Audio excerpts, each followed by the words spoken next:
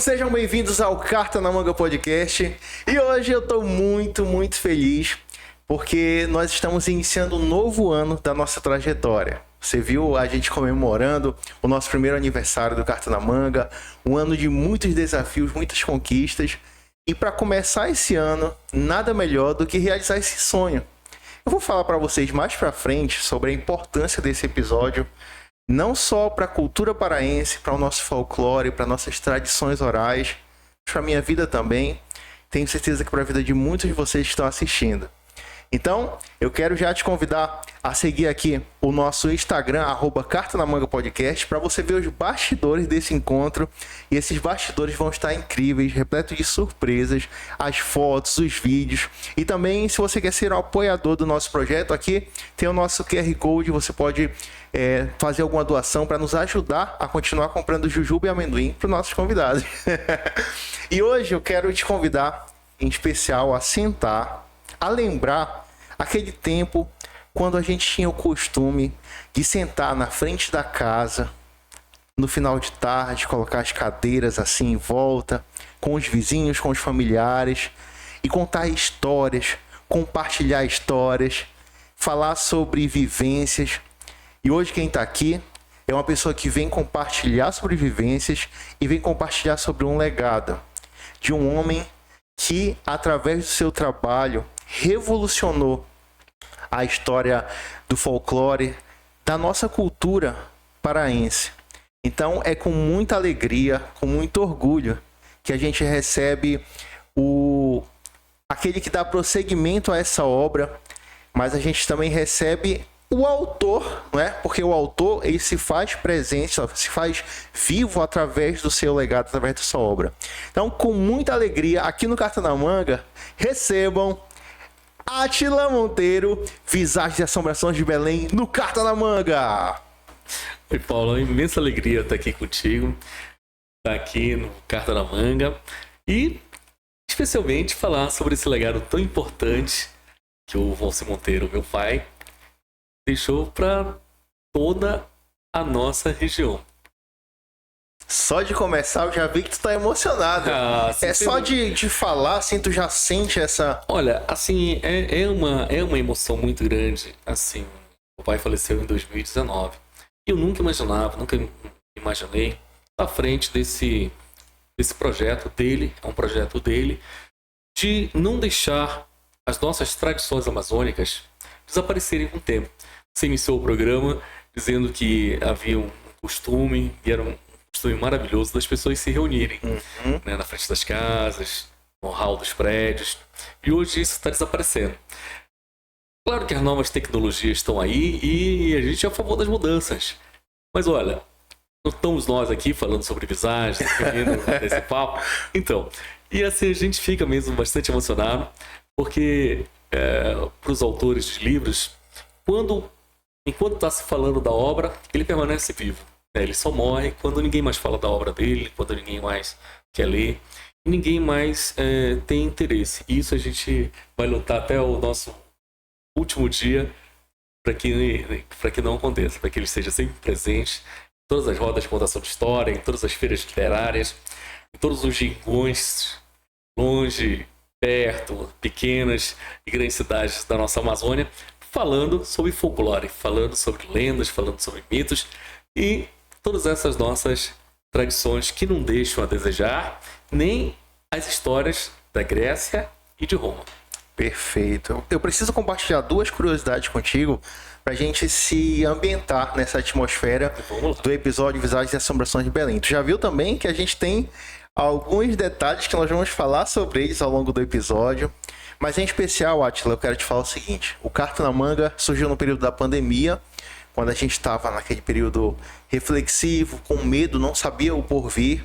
E a gente teve a ideia de fazer um podcast diferente, onde a gente unisse o entretenimento, a mágica, mas que a gente trouxesse algo que fizesse bem aos outros. Um entretenimento positivo, vou dizer assim. E primeira curiosidade. Quando a gente ainda estava testando as câmeras aqui do Carta na Manga, posicionando, dá um trabalho. Imagina. Quem trabalha nos bastidores, produzindo conteúdo, tu mesmo sabe, dá um trabalho, encaixar o ângulo certo. E muitas dessas vezes Eu tava com meu cunhado aqui, o Max, que deve estar assistindo a gente, apaixonado também pela obra do Valci, historiador, assim como eu. E a gente usava, quando a gente estava testando sem convidado, hoje aqui no Carta na Manga Podcast, Visagens e Assombrações de Belém, te juro. Então a gente já tinha esse desejo, esse sonho de um dia ter vocês aqui, sabe? Então essa é a primeira curiosidade. Segunda curiosidade, eu sou historiador pela UFPA e o meu trabalho de conclusão de curso, eu queria fazer alguma coisa ligado a essa paixão que eu também tenho pelo sobrenatural, pelo diferente. E nessa época eu fiz uma monografia, primeira monografia do curso de História da região aqui do estado, sobre a luz chupa-chupa.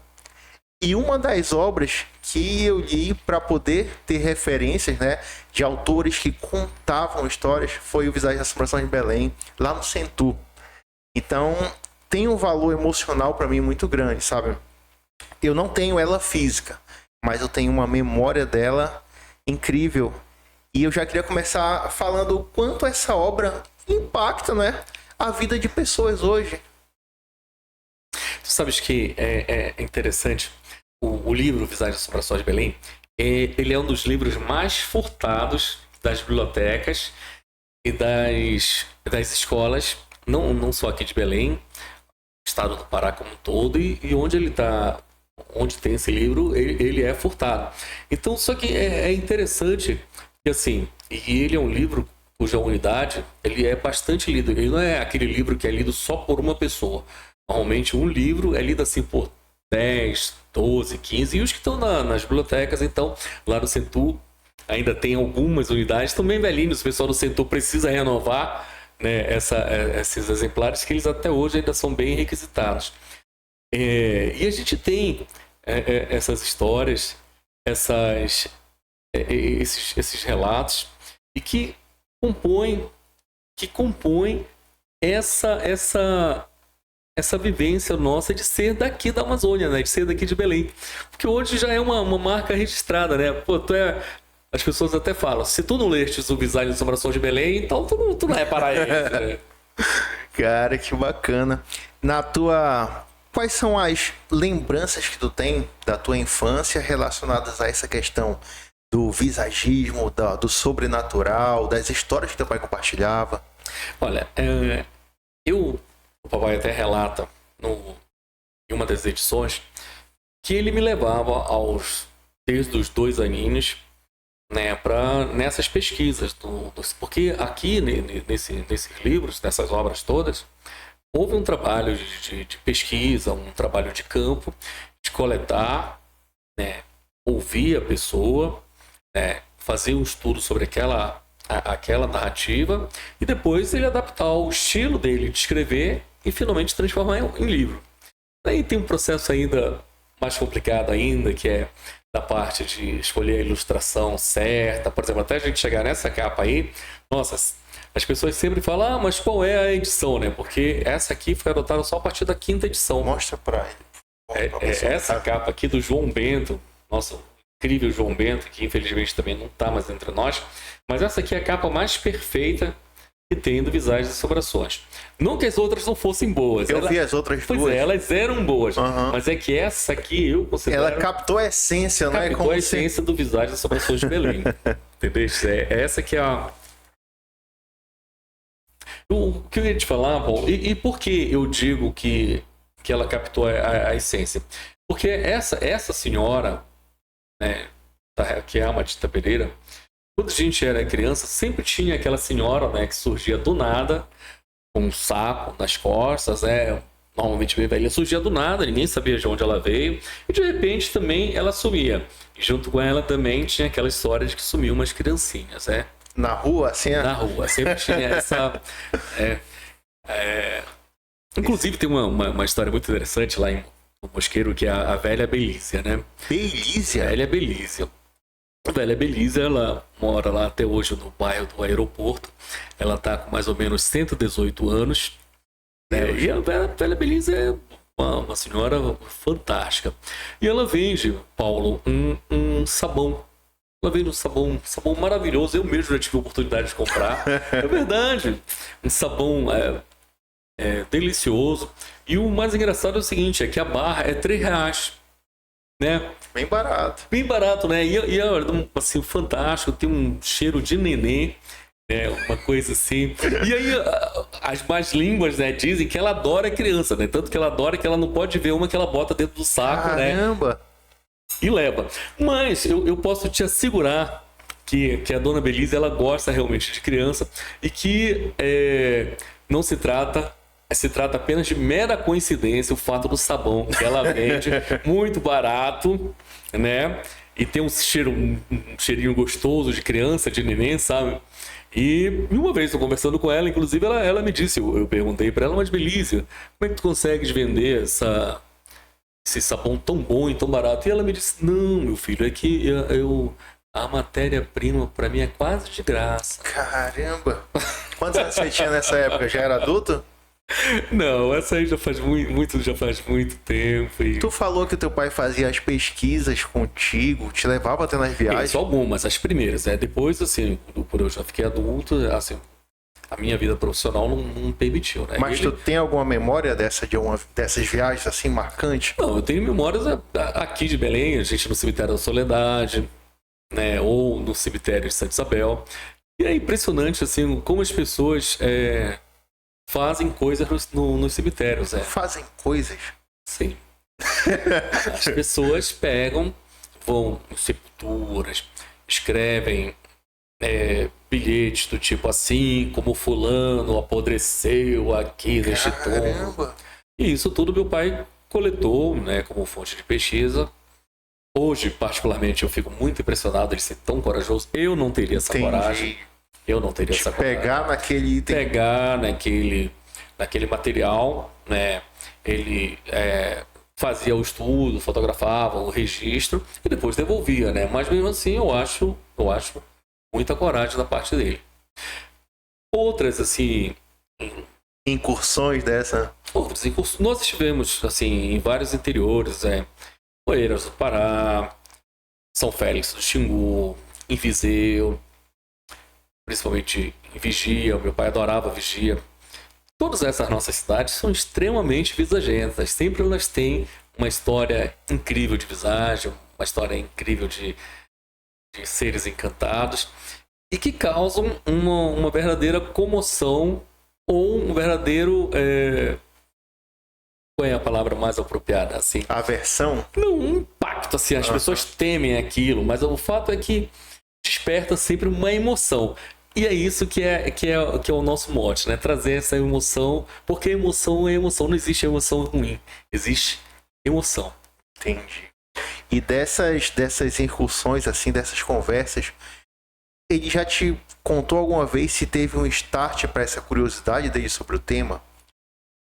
Não, olha, isso aí, a gente está falando de Papai, a gente está falando isso de estudos da década de 60, né? E ele começou a escrever na província do Pará, a publicar em 1972. Então tu já imaginas que aí tem um tempinho, né?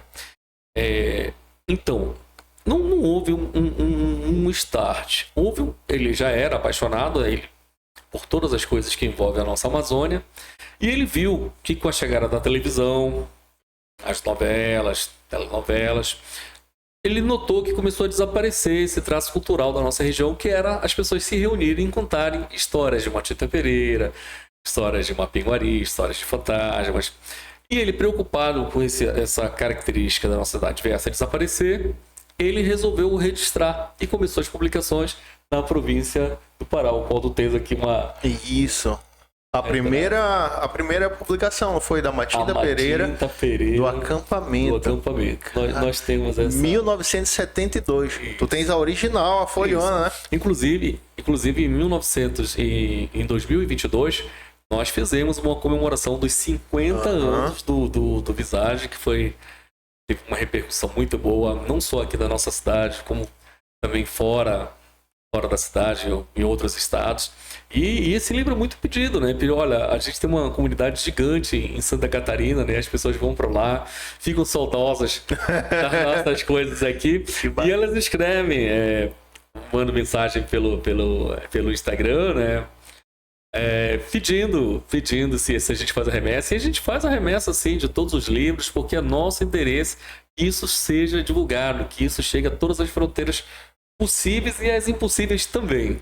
Pessoal de Santa Catarina que está assistindo, né? Olha só, é só encomendar o seu livro, a editora envia para todo o Brasil, para todo o planeta. Envia para todo o planeta. Você falou que teu pai fazia as incursões de pesquisa e tudo, e que ele trazia as coisas para casa.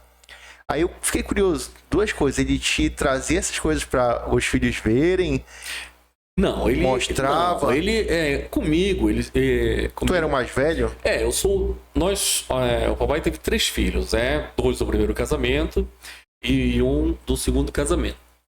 Quando essas histórias começaram, quando o papai começou a fazer o livro, eu era pequeno ainda, né? Imagina quanto tempo faz isso.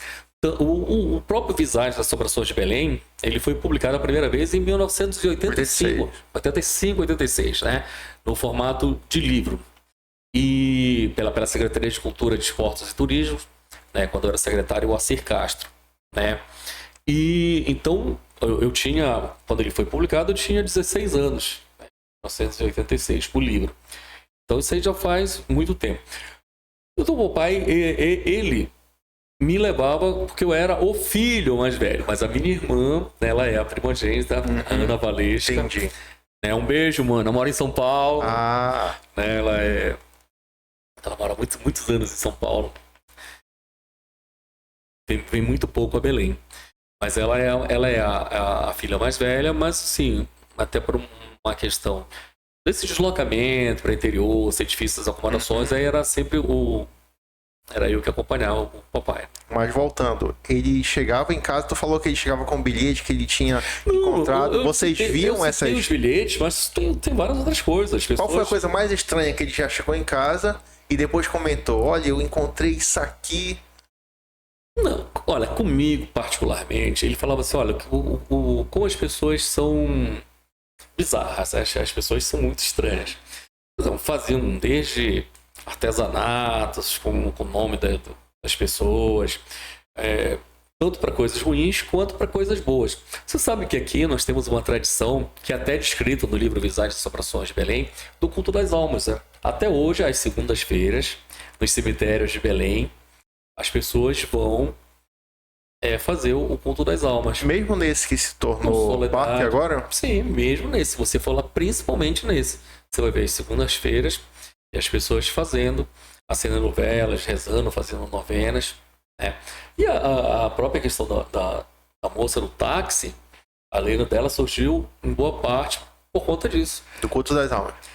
As pessoas começaram a acender vela para Josefina Conte, que é a moça do táxi, e se dizem atendidas, tanto que colocam aquelas plaquinhas lá, agradeço a Josefina Conte, se for lá até hoje, tem várias plaquinhas lá de agradecimento à moça do táxi.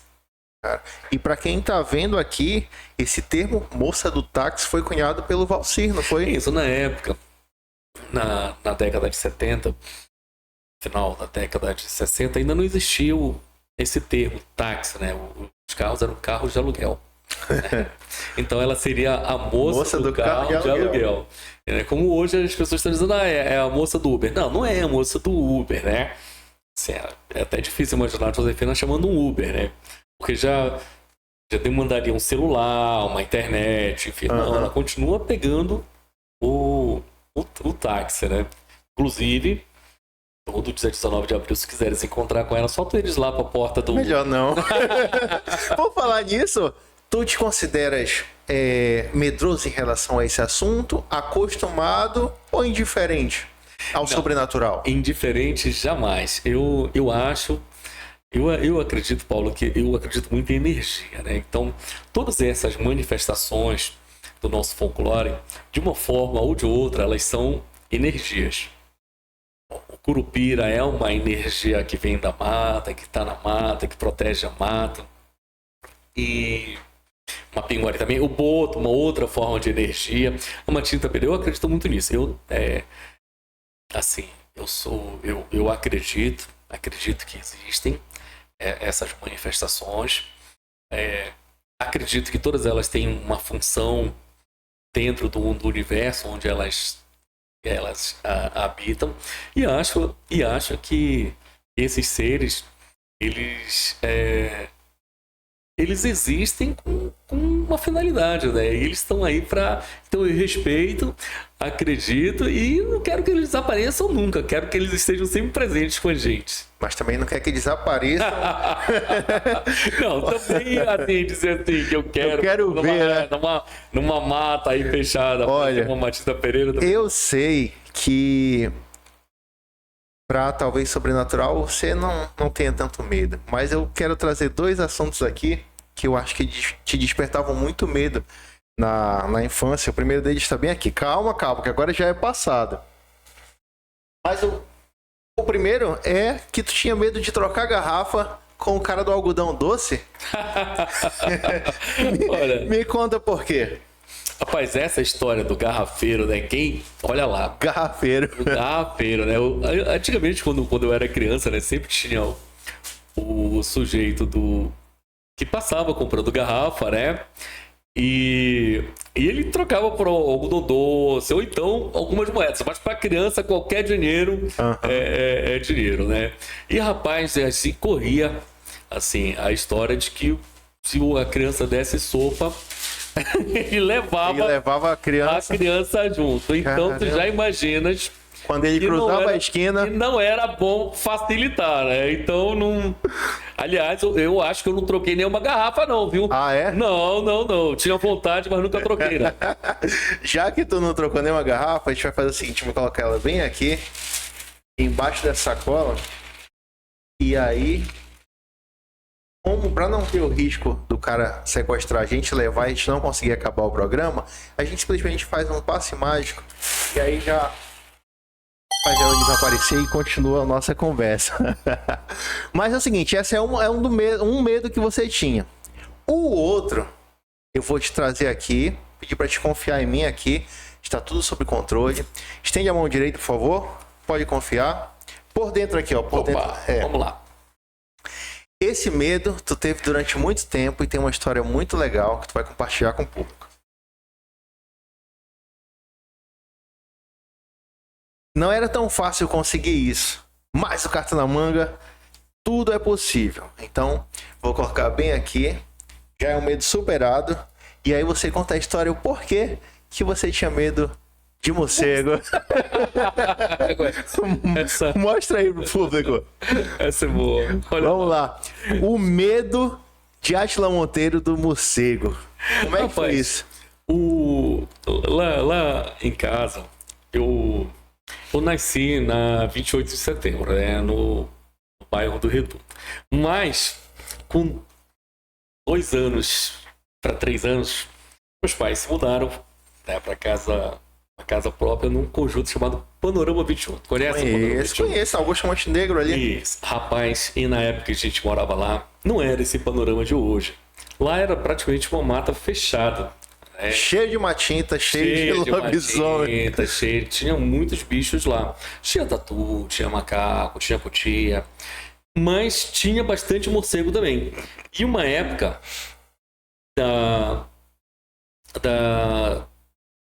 quando eu era infante, adolescente, né?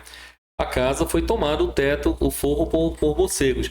E realmente, nessa época a gente ainda tinha muita, assim, falta de informação, né? Eu acreditava que todo e qualquer morcego chupasse o sangue da gente, né? E vai que um bicho desse, né? Durante lá e ataca, né? Então realmente isso aí era uma... Mas tu não tinha medo que ele virasse vampiro? Rapaz! Confessa aí. Não, eu tinha medo de eu virar vampiro em razão da mordida do morcego. Entendi. Então a lógica do sistema. A lógica do sistema. Entendi. Vamos deixar isso. Não tinha medo dele virar vampiro, não. O problema é ele me morder e eu virar vampiro. Agora como é que eu vou explicar pra minha mãe e pro meu pai, pô? Olha lá. Agora, pra quem tá assistindo, quem garante que o Átila não é vampiro? Vamos deixar o morcego aqui. Agora, Átila, a obra, todas as obras aqui, e principalmente essa que eu falo porque foi a que eu tive contato, sim, ela faz um retrato da Belém dos anos 20, 30, 40, 50, e é muito interessante olhar através dela a nossa cidade, né? Como era, as comparações, as descrições. Tu considera Belém uma das cidades mais assombradas do Brasil? Olha, Belém, sem dúvida alguma, ela tá. Eu não vou nem te falar no top 5, vou te colocar no top 3. Belém é uma das cidades mais assombrosas do Brasil. Aqui nós temos histórias fantásticas, seja de fantasmas, seja de assombrações ou de seres místicos que habitam essas construções aí, como o Palacete Bolonha, como o Manuel Pinto da Silva, Palacete Pinho e outros, o Teatro da Paz, ou mais recentemente, não pela construção, mas ali o Polo Joalheiro. Então, tem muitas histórias aqui e tem um material muito fértil para escrever vários livros aí sobre essas histórias, sobre esses relatos que não sou eu que conto, não. É o pessoal que diz que existe e que tem como verdade isso daí. Tu já entrou em algum desses lugares e sentiu um clima, ouviu alguma coisa? Eu trabalhei logo quando... Trabalhei na Secretaria de Cultura, quando a Secretaria de Cultura aqui do Pará funcionava no Palacete Bolonha. Então eu trabalhei lá no Palacete Bolonha. E era interessante, que essa eu posso te falar porque eu sou testemunha viva desses acontecimentos. Realmente tem uma escadaria lá de madeira e quando dá 18 horas, sexta-feira, a escada range como se alguém estivesse subindo ou descendo aquelas escadarias. Então isso aí eu mesmo presenciei quando eu tinha 16 anos, nesse local, esse barulho. E quando a gente ia olhar, não encontrava nada, ou pelo menos não via nada. As pessoas falam que era o Francisco Bolonha andando lá pelo seu palacete, né? O Michel Pinho teve aqui, historiador, ele foi secretário de Cultura e ele teve também experiências lá no Bolonha de ver através da câmera uma figura assim esquálida no vidro refletindo como se fosse um homem de cartola, e contou aqui, foi tenso. Como tu vês, olha só, o pai sempre dizia que ele registrava o fenômeno, né? Mas que ele não queria dar uma opinião se existe ou não existe. Mas eu te digo, eu já vou um pouquinho mais além. De quando várias pessoas, por exemplo, do calibre do Michel Pinho, historiador, professor, você vê, eu sou advogado, que trabalhei na Secretaria de Cultura. E não tinha por que vir aqui te falar, mas eu escutei, não somente eu, como várias pessoas escutaram e escutam até hoje esses passos do Francisco Bolonha. E tem a história do cachorro dele, né? Que... Sim, eu conheço. Para quem não sabe, tu pode compartilhar? O Francisco Bolonha tinha um cachorro de porte grande, que era o xodó dele. Esse cachorro, ele veio a falecer enquanto o Bolonha era vivo, né? Mas o cachorro jamais deixou de habitar ali à frente da casa do Francisco Bolonha. Então, até hoje, se você passar ali por volta da meia-noite, em determinados dias, você vai ver um cachorro sinistro que vai te atacar, né? Então, para quem gosta de passar ali pela Avenida Governador Zé Malcher, Canto Guaruto Moraes, em frente ao Palacete Bolonha, cuidado que você pode, se você ver um cachorro gigantesco, meio assustador, e ele for, não se preocupe, ele está apenas protegendo o Palacete Bolonha. Tem um relato de alguns assaltantes que, tu soube dessa história, apareceram lá estraçalhados nessa região. Aí contam que teria sido o cachorro do Bolonha que pegou eles, que eles queriam entrar no palacete. Tem muitos... Dessa de serem estraçalhados, eu não tinha ouvido falar. Eu já tinha ouvido falar que alguns foram afugentados, né? Foram afugentados. Até porque ali começa com o palacete, depois tem a vila de casas que compunham a Vila Bolonha, né? Então, já ouvi vários relatos desse sentido. E você vê, então, que, quer dizer, que é incrível, né? Por exemplo, olha, Michel Pinho viu lá a figura sinistra. Eu ouvi o barulho das escadarias. Outras pessoas relatam, né, da existência do cachorro. Olha, o cachorro eu não vi ainda, eu só ouvi falar. Mas, né, não duvido. E teve ainda uma outra que ele compartilhou, e essa ele ficou mais assustado, que ele ia fazer uma captação de áudio para alguma entrevista no Bolonha. E aí, num momento de pausa, assim, teve uma voz assim de fundo. Essa ele ficou tenso aí, já começou os arrepios aí. Então, Paulo, deixa eu te falar. Eu também tenho uma outra história lá do Palacete Bolonha. Enquanto eu trabalhava lá, na verdade, eu era estagiário, né, do setor de finanças da Secretaria de Cultura. E que eu, assim, se escutava também, tem uma banheira belíssima lá, de mármore, né? Não sei se já tiveste a oportunidade de ver. Sim. Se não já vistes, as pessoas têm que visitar, é maravilhoso, porque era um luxo, naquela, imagina, final dos anos 1800, início de 1900, já ter aquela... Era um luxo muito grande, né? E a gente ouvia como se a banheira estivesse enchendo, só que nem água, quando funcionava a Secretaria de Cultura, não tinha, né? Então como é que a gente poderia ouvir o barulho de água enchendo a banheira se o acesso da água para aquela banheira já estava cortado, né? Imagina só. E outro lugar que tu tenha entrado, que tu sentiu assim, esse lugar tem o Polo Joalheiro, né? Polo Joalheiro, onde funcionou o presídio São José, né? Ali, eu já entrei ali, e realmente quando você entra naquela parte onde outrora ficavam as celas, você sente uma energia. Dizem que é por isso que deixam muitos cristais lá, né? Você entrou naquela cinzeiro? Aquele cristal enorme lá e tal. E realmente ali você sente uma energia assim densa, digamos assim. Tem uma amiga que trabalhou muito tempo lá, Carmen Gaia Macedo, que era a diretora da parte de cultura. Ela sempre falava que tinha umas coisas estranhas por lá. Cara, Sesc Boulevard. O evento foi lá, não foi? Sesc Ver o Peso? Sesc Ver o Peso. Não, foi lá no Sesc Ver o Peso. É um lugar assombrado foi também. Lá. É porque, como eu te falei, a gente já fez vários, nessa época das festividades, nós fizemos vários eventos. Sim, o dos 22 anos foi lá. Realmente é outro local maravilhoso, né? Mas também é um local considerado assombrado. Todos esses locais que tem, por exemplo, se quer ver um local muito rico desses acontecimentos, é a Santa Casa de Belém, né? A Casa de Belém também é...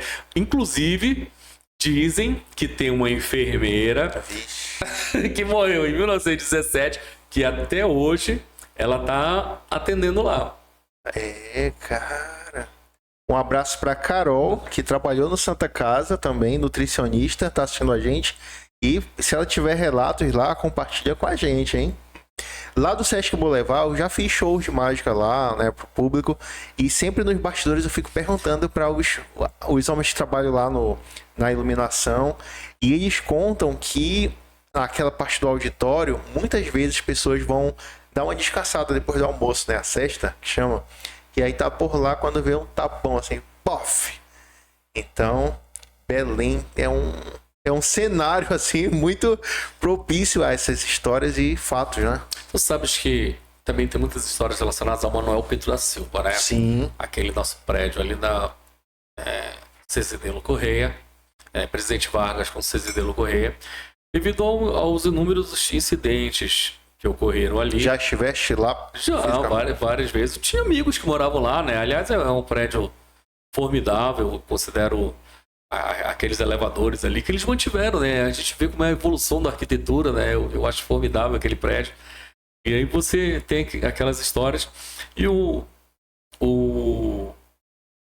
a pessoa que vende cachorro-quente ali na frente conta também que tem uma história de uma senhora que já morreu há uns 15 anos e até hoje ela continua pedindo lanche. Pede o iFood fantasma. Pede lá e tal. E, então, assim, tem essas histórias que, como eu te digo, assim, a gente digamos assim, a gente se faz presente de várias formas, né? E eu acredito muito que essas pessoas podem sim, a energia delas terem ficado a tal ponto marcadas no lugar onde elas moraram por tanto tempo, que hoje, de alguma forma, elas continuam fazendo exatamente as mesmas coisas que faziam quando eram vivas, digamos assim. Porque eu não acredito muito na morte. Eu acho que a gente está sempre vivo. A gente só muda de forma. Ou seja, só muda o nosso estado. Deixa de ser, por hora, uma forma material para ser uma forma energética. E a gente não sabe quando esse ciclo começa e quando ele acaba. mas que tem relatos que existe. Também não estou querendo dizer que as pessoas são obrigadas a acreditar nisso, né? Sim. Eu acredito nisso. Agora, o cara do Anel Pinto, lá, os assaltantes lá do Bolonha, enfim, o pessoal dos colares. Tu encontra mais gente que compartilha essa paixão pelo sobrenatural, pelo mundo não natural. Não natural, não. O mundo natural que nós não enxergamos, né? Você encontra mais gente que compartilha ou mais gente que fica... Não, isso aí não é bem assim. Pois é. Aí a gente vai voltar para aquela história que eu te falei. Você me perguntou e eu te respondi que eu acreditava que Belém era uma das 3 cidades que estava entre as mais visagendas. Porque as pessoas acreditam mesmo. Então, acreditam e sempre tem uma dessas histórias para te contar. Né? Ou em off, ou abertamente. Né? E contam, olha, lá em Coraci tem muitas histórias daqueles casarões antigos. Tem muitas histórias de coisas pegando fogo, de barulhos, de pássaros que aparecem do nada. Então, tem muita história. Como tu já viu muita coisa, ouviu muita coisa, a tua régua para medir o que te deixa impressionado deve ser lá em cima. Tu lembra de alguma situação ou que tu ouviu um relato, ou até que tu vivenciou, que realmente te impressionou por ser muito diferente alguma situação? Olha, assim, os relatos... Na verdade, eu fico impressionado até hoje, né? Porque a gente fica impactado, assim, com essas situações, né? Como pode, né? A pessoa já morreu e vim deixar um recado, vim contar uma história, e vim mostrar, dar alguma informação que é necessário para aquela família, né? Mas olha, a gente tem uma história que aconteceu comigo também, que é muito curiosa. Eu tava no... Vou ficar à vontade aí, tá bom? Obrigado. Eu tava no cemitério, no cemitério aqui de Belém, e visitando... Eu tava no velório já de um tio de uma amiga minha. Né? Isso faz mais ou menos uns 20 anos. E eu disse, olha, nesse cemitério aqui foi enterrado a minha avó, né? Mas eu não sei, não faço a menor ideia. Cemitério enorme, né? Que só tem aquelas lápides brancas iguaizinhos. Agora os cemitérios modernos são assim, né? São homogêneos. São homogêneos, não dava para identificar, mas eu não tenho a menor ideia de onde é a quadra, de onde é o lote. E esse amigo que estava comigo disse assim, olha, vai olhando aí. Talvez tu deis a sorte e encontres. Mas imagina, são várias quadras, vários lotes, era praticamente impossível. E eu fui olhando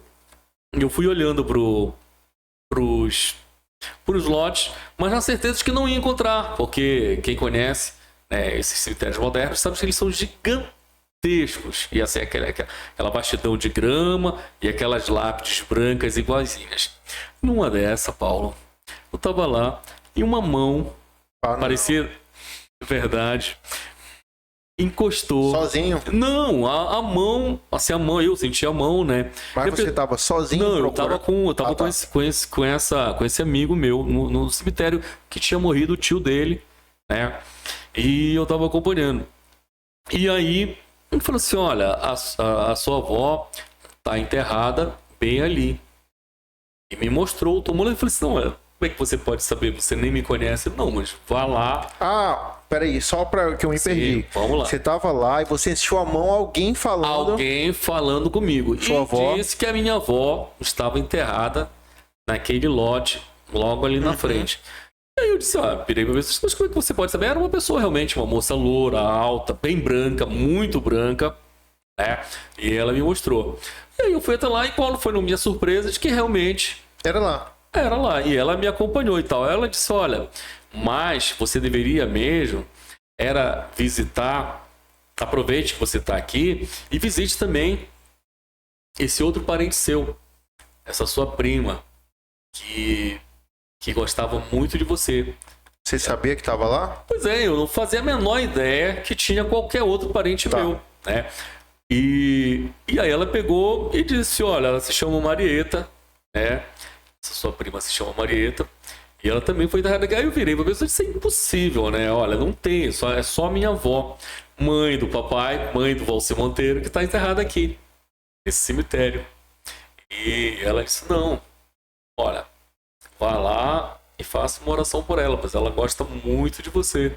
E quando eu olho pro lado e que eu vejo, tava lá, Marieta Everdosa, bem do lado do túmulo da minha avó, coisa que eu não sabia, fato que eu não sabia. Então, como eu fiquei realmente muito agradecido, eu virei, né, para agradecer para a moça. E no que eu viro para agradecer para a moça, cadê a moça? A moça não estava mais lá. Fiquei tão surpreso. Eu perguntei pro meu amigo, né? Disse, olha, me diz uma coisa, tu viste? Eu vi, tava aqui. Eu disse, e cadê a moça? Não, desapareceu como por encanto, como se tivesse ido apenas me dar esse recado para fazer uma oração por um parente distante que, segundo o espírito, me amava muito. Caramba. Então não é que a régua seja alta, é que, assim, não sei se pelo fato do papai escrever sobre essas coisas, estudar essas coisas, eu sei que o fato é que comigo aconteceram quando eu era criança, quando eu era adolescente ou na minha vida adulta, esses, digamos assim, fenômenos. Um da adolescência aí, só. Um adolescente, eu vivia vendo, né? Assim, a gente vivia vendo crianças e tal. Só que assim, o interessante é o seguinte, né? É porque as pessoas falam, e aí? Não, é porque quando você é criança e uma criança fala contigo, você não vai imaginar que aquilo ali é uma forma energética, ou que aquilo ali É uma criança é falando uma criança falando com outra criança. Então só bem mais tarde é que eu vim saber que aquela ali não era uma criança, digamos assim, material, uma forma viva. corpórea, né? Uma forma corpórea, né? Que mais a gente via, conversava, falava coisas, brincava. Interessante. E quem te falou depois que não era? Não, depois, como assim, comecei esses fatos continuaram acontecendo, inclusive no apartamento do papai, vários episódios. Passei a estudar sobre esses fenômenos mais, né, primeiro na parapsicologia, né, e depois no espiritismo, e depois na própria Igreja Católica, qual a explicação que nós teríamos para esses fenômenos. E as explicações são as mais diversas possíveis, mas desde uma própria manifestação por energia, né, de alguma coisa, outra que você apenas imaginou enquanto criança, né, aquela coisa de um amigo imaginário, e a outra, mais ligada ao espiritismo, que eram irmãos se manifestando ali, que de alguma forma queriam passar algum recado, queriam passar alguma mensagem. Mas olha, comigo até agora, pelo menos, foram sempre muito bem-vindos, foram sempre mensagens boas e nada de mal me fizeram. Inclusive, eu vendo uma entrevista do Valci, ele faz uma diferenciação entre os termos que eu nunca havia visto ninguém fazer. E para quem tá assistindo, deixa eu ver se eu me lembro. Tem peraí, a aparição, que é um ser de luz que vem para trazer alguma coisa boa. Talvez aquela mulher que te tocou, né? Isso. Aparição. Tem agora já me confundo. Tem a visagem. Que ela aparece, mas não faz nada de ruim para a pessoa. Não, a visagem, ela tá cumprindo alguma penitência. Ela é justamente uma visagem, né? Ela ficou, por algum motivo, ela ficou com aquela pendência aqui na Terra. E ela vem para assustar, para fazer visagem. Né? E tem a assombração, que aí ela já é mais pesada. Tem os encantados, que até o que eu, por exemplo, aqui, esse outro livro aqui, por exemplo, que é Visagens, Assombrações e Encantamentos da Amazônia, né? Porque, por exemplo, a Yara não é uma assombração, ela é um ser encantado. O Boto também não é uma assombração, ele é um ser encantado. O Curupira também não é uma assombração, ele é um ser encantado. Então tem essa diferença, né? Dos seres encantados. E assim, sem citar nomes, tu já desconfiou que alguém ou é um encantado, ou um lobisomem, ou vira porco, ou uma matinta, tu já visualizou assim? Rapaz, eu vou te falar uma coisa, o que mais tem aqui em Belém é Matinta Pereira disfarçada e lobisomem disfarçado. Tu consegue perceber? Ou vai dizer que tu nunca encontraste um sujeito que tu olhaste assim e falou assim, esse cara aí tem um jeito de lobisomem. Tu nunca encontraste o Mas cara? como é que é o jeito de lobisomem? O cara normalmente é na forma humana, ele é grandão, tem assim um jeito de Vai um me jeito descrever? de andar diferente. Diferente. Os dentes têm uma formação irregular, mas tu nunca encontraste? Pô, mas eu sou grande. Eu devia tu ter não andado tem nada, diferente, por meu exemplo, tu não dente. tem nada dessa forma, pelo menos que eu tô te vendo aqui, tu não tem nada a ver com lobisomem, mas a gente encontra, ou aquelas velhinhas que eu te falei, que eu acho que no início da nossa conversa. Sim, eu te disse daquela aquelas- da sacola. Da sacola e tal, que você vê, ninguém sabe de onde elas vieram. Elas desaparecem subitamente, ninguém sabe para onde elas vão. E no período que elas não fazem mal para ninguém, mas você vê que não vê, as pessoas não veem elas se alimentarem, não veem elas, não sabem do que elas vivem, né? Mas elas vivem, estão ali sempre presentes, né, nas cidades, em determinado bairro, numa determinada, moram afastadas da cidade, né? Então existem. Olha, eu vou te contar aqui. Eu lá no Panorama 21, eu tinha certeza que uma vizinha minha era Matinta Pereira. E quando começou essa desconfiança? Porque ela aparecia, ninguém sabia onde ela trabalhava, ninguém sabia ela de repente ela sumia durante dias, aí quando a gente via, ela aparecia com aquelas roupas assim bem velhinhas e tal, assim, parecia uns andrajos, né? Cabelo branco. Então era assim interessante, ninguém sabia onde ela trabalhava, ninguém sabia como ela vivia, ela só vivia, Parecia. ela só existia. Tem uma história interessante, Átila, quando eu passei no vestibular. E aí a gente estava em casa, ainda era no tempo que saía na rádio, né? O nome e tal, tinha aquele listão, não sei se hoje sai ou sai só na internet. Mas a gente estava lá, aí foi aprovada aquela felicidade, aí chegou uma mulher que a gente nunca havia visto. E ela chegou lá e começou a tomar o vinho que tinha pra gente celebrar. E aí ela tomou, falou que morava ali perto e depois foi embora. Nós não tínhamos visto essa mulher, não. Passou o tempo. Uns 2 anos depois, a minha irmã passou no vestibular. E ela apareceu de E a novo. mesma mulher apareceu de novo pra tomar o vinho, só que a gente nunca viu essa mulher na rua. Eu nunca te contei isso. Contei do meu, mas a da minha irmã ela voltou. Então até hoje a gente fica, que mulher Mas é? esses fenômenos aí, eles são mais comuns do que a gente imagina. Aquelas pessoas que surgem do nada. Tem um vídeo que circula no Instagram de era uma missa, né? E de repente Ah, o caso do Cláudio Ronaldo. é esse mesmo. Já falamos aqui quando o Natan isso. do Belém de Então, Arrepiar tá lá. veio. Tá lá a foto, né? Tá lá o O registro. vídeo, né? O dele vídeo passando. dele passando, né? Aí você vê perfeitamente. E a imagem, exatamente a imagem de quem conheceu, né? Do rapaz que faleceu. Então, assim, como é que se explica isso, né? Como é que... Então, esses fenômenos, eles existem. Agora, a explicação para eles é que é bem complexa e bem diferenciada, dependendo de quem Aham. dá. Outra coisa interessante que eu revendo algumas histórias aqui do livro é como o teu pai, ao mesmo tempo que ele faz a narrativa, ele fala de particularidades que pelo menos eu não encontrei em lugar nenhum. Vou te dar um exemplo. Quando ele fala da história da Matinta do acampamento, ele fala sobre um ritual que é feito para aprisioná-la. Não tem um negócio com a tesoura, com a chave? Tem, você precisa ter, né, uma tesoura virgem, um terço, você finca a tesoura. Que a gente precisa resgatar isso, que as pessoas não sabem como aprisionar uma Matinta Pois Pereira. é, mas isso aqui é uma coisa muito rara que não se fala sempre.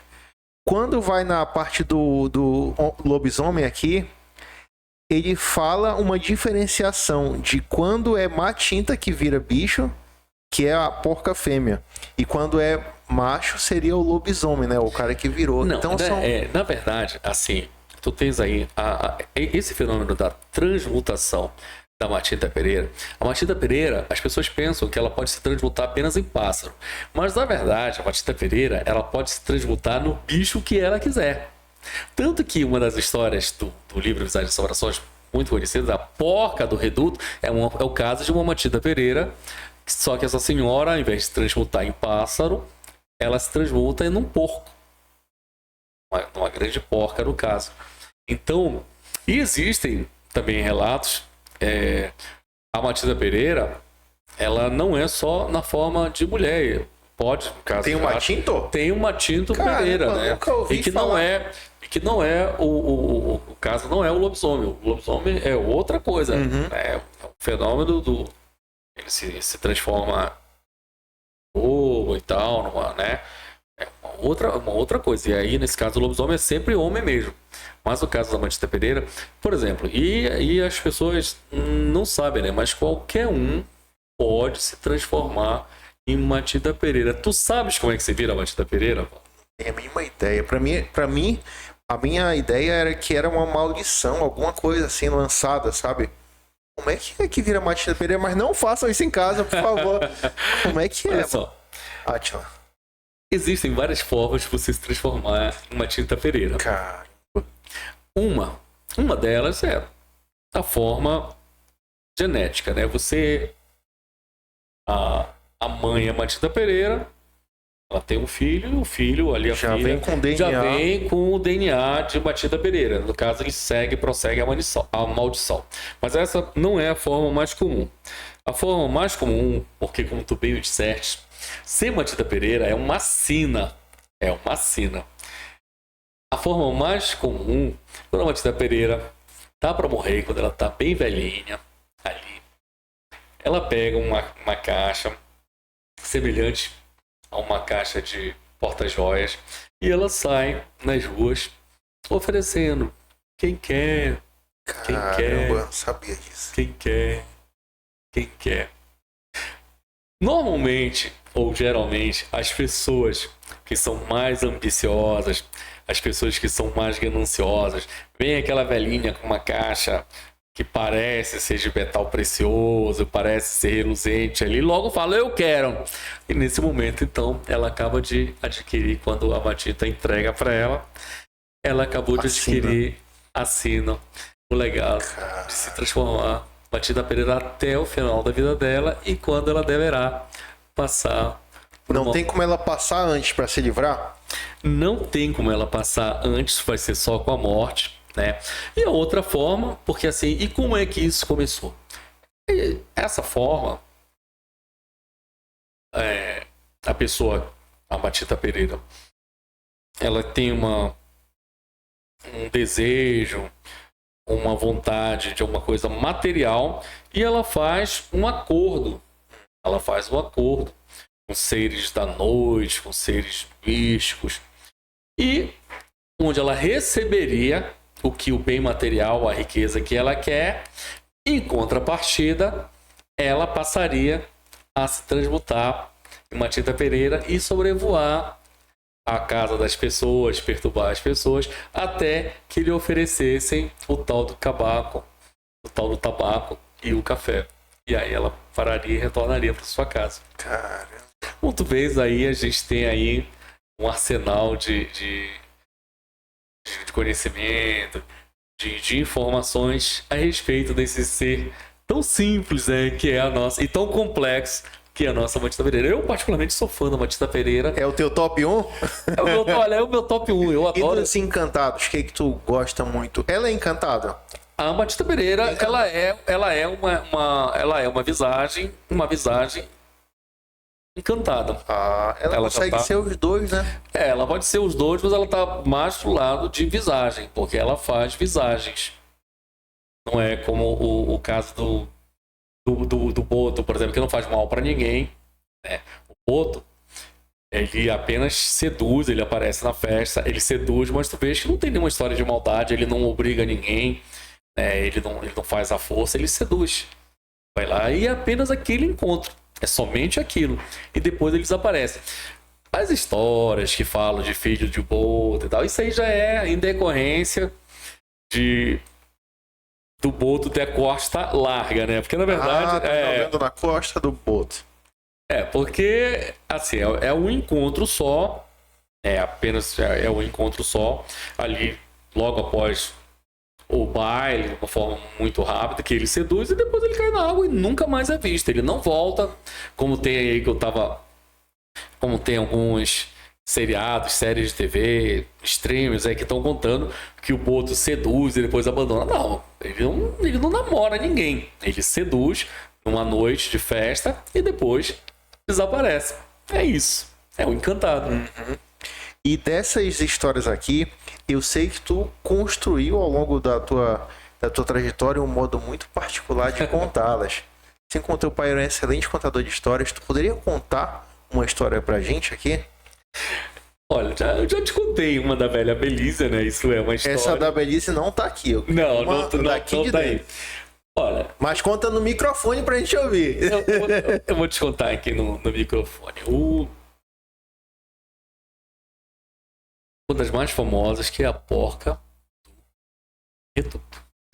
Lá na década de 70, moradores da 28 de setembro não conseguiam dormir às sextas-feiras de lua cheia, porque eles eram atormentados por uma porca que ninguém sabia de onde ela surgia, de onde ela vinha. O fato é que ela pegava e saía em disparada da Praça Magalhães em direção a 28 de setembro, terminando ali na Old Doca de Souza Franco. Só que, antigamente, a Doca de Souza Franco não era esse canal amplo, saneamento. A Doca de Souza Franco, ela era um igarapé. Então essa porca desaparecia no matagal existente ali na hoje Doca, né? Do igarapé das Almas, que já é uma outra história. Só que, assim, realmente como ela grunhia e fazia uma algazarra muito grande, não deixava nenhum dos moradores dormir e sossegarem, eles acabaram decidindo que precisavam dar uma solução Na porca. naquela situação. Então, eles se reuniram e disseram: olha, vamos capturar essa porca. Esperaram, se reuniram, vários moradores, 15, 20 moradores, e resolveram capturar a porca. O interessante é que foram várias tentativas durante várias semanas e ninguém conseguia capturar a porca. Seja porque ela simplesmente desaparecia, seja porque ela era tão rápida que ninguém conseguia alcançá-la. Mas eis que um dia alguém foi mais rápido que a porca. Atingiram ela em cheio, Caramba. pedrada na cabeça. Coitado. E a porca estribuchou, a porca esperneou e caiu lá no igarapé das Almas. Ficou lá, as pessoas, olha, tá, comemoraram, né? Olha, nos livramos desse barulho, dessa arruaça, essa porca não vai, porque dizem que era um barulho assustador, verdadeiramente assombroso. Mas comemoraram, beberam, dançaram e cada um no final foi para sua casa. O curioso é que na manhã do dia seguinte, quando foram ver o corpo da porca, ao invés de estar ali o cadáver de um animal da porca, estava o cadáver de uma velha senhora que perambulava na Praça Magalhães. Que sempre estava por ali. Que sempre estava por ali. E ela estava com marcas de pedradas, marcas de paulada, como se tivesse sido lixada da mesma forma que a porca foi. Essa é a história da porca do reduto. Eita, deixa eu falar aqui com vocês. Olha, molha a garganta, come um amendoim aí, dá uma relaxada aqui. Gente, olha que história incrível. E para conhecer mais sobre esse universo das encantarias, das visagens, você precisa conhecer a editora Valcer Monteiro, que, não é certo? Falei? Certo. Valcer Monteiro, e que a gente vai aparecer aqui enquanto o Atila estiver falando também, o Instagram para vocês acompanharem lá, seguirem, e para fazer as encomendas, saber onde vão estar os estandes de venda, as feiras, as exposições. Ele está sempre movimentando e nós estamos em 2024. São 52 anos 52 das publicações, né?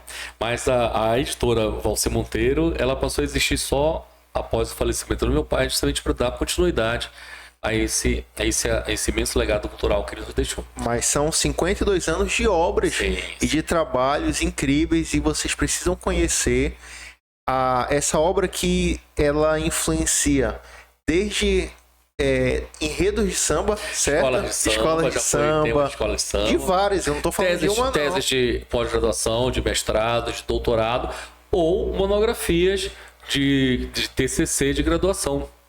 Como vários. Tinham vários, são dezenas e dezenas de trabalho em termos de monografias, e a gente pode dizer que também já há um número bastante considerável de teses de mestrado e de doutorado falando sobre as obras de Valci Monteiro. Que legal. Cinematograficamente falando, vários curtas, filmes, documentários, animações, não é? Então é uma obra que viaja o mundo. E por falar em mundo, tu trouxe uma coisa aqui muito curiosa, que são obras que lidam também com outras culturas. Fala um pouquinho pra gente, por favor, desse trabalho. O papai, a última obra que ele escreveu foi Amazônia, Histórias e Lendas, que é um livro bilíngue, português-alemão, que ele tinha a intenção de lançar na Feira de Leipzig, na Alemanha. Mostra pra esse mim, livro, por favor. Lindo aqui numa edição exportação, bilíngue, português, e alemão, mas infelizmente ele não conseguiu. Já estava pronto quando Já ele estava baixou. pronto o livro, Ele veio a falecer e não conseguiu. E eu tentei escrevi o livro na Feira de Leipzig. Eu escrevi este livro da Feira de Leipzig, escrevi a editora Valci Monteiro e levei. Mas aí, como eu digo para vocês, há mistérios e mistérios. Stand alugado, equipe pronta, livros lá na Alemanha, e veio a pandemia, fechou todas as feiras, fechou um dos primeiros lugares, um dos primeiros países afetados foi justamente a Alemanha, os aeroportos fecharam, e também a gente não conseguiu levar esta obra para a feira de Leipzig, mas ela se encontra ainda em algumas livrarias lá da Alemanha. O professor Günther Presler, que é alemão, ele se encarregou disso, e essa obra ela está em circulação, não de forma assim ampla, mas tem os livros que nós deixamos lá.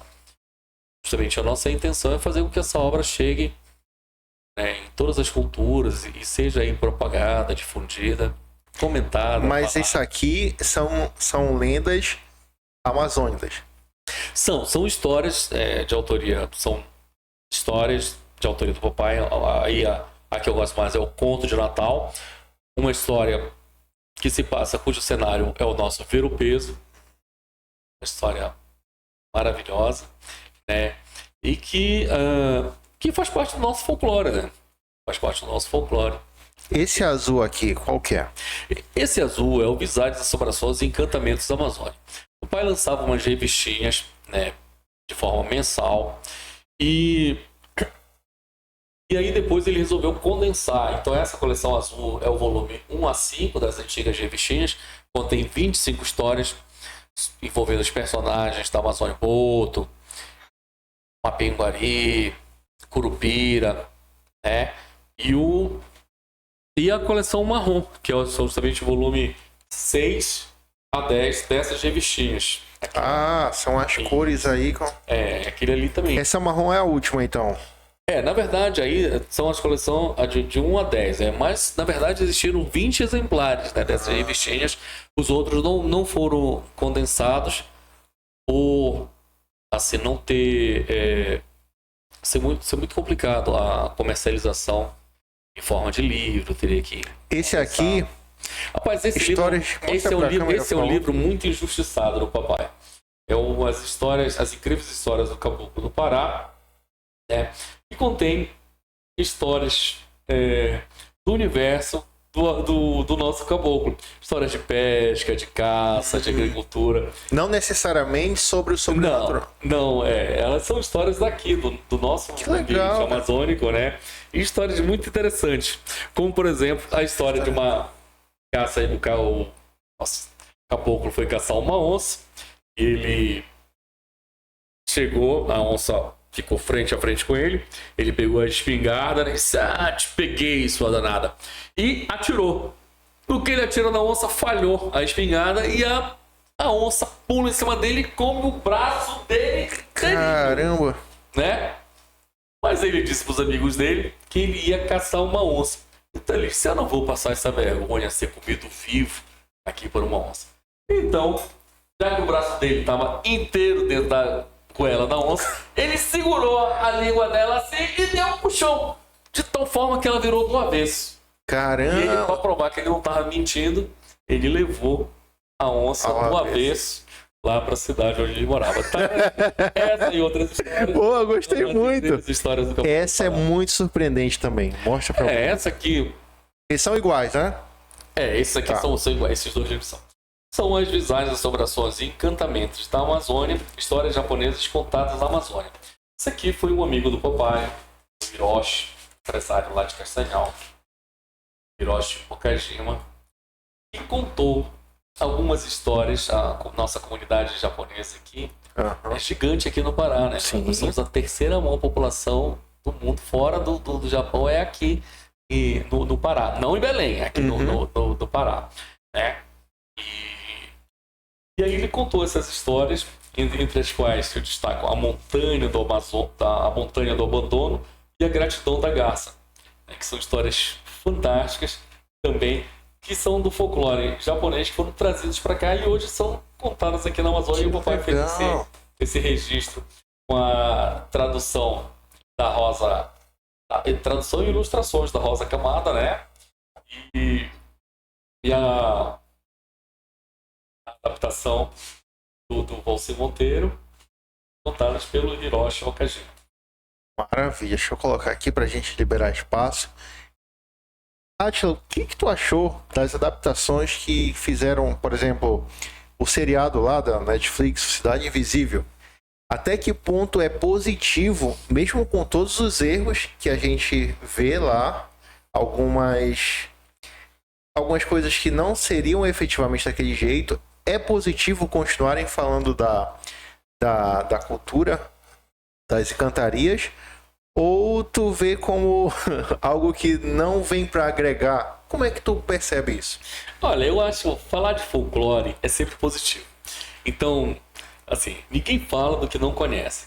Então, se as pessoas, tu vês assim, se não estão comentando sobre uma música, sobre uma história, é porque as pessoas não conhecem, não sabem aquilo ali. Mas a partir do momento que conhecem, então aquilo acaba ganhando uma dimensão maior, né? Tem tido muitos streams sobre as nossas lendas, né? Então, uma muito famosa contou sobre o Curupira, o Curupira. Só que o Curupira, ele seria um personagem que teria abandonado a Amazônia, teria ido morar no Rio de Janeiro, se transformado em alcoólatra e no final virava um assassino. E quando ele se transmutava, ele tinha uma cabeça de fogo. Ora, Curupira não tem cabeça de fogo. O Curupira, quem tem cabeça de fogo é a mula sem cabeça, é outra história, não tem nada a ver com a gente. O Curupira, ele tem um cabelo de cor de fogo.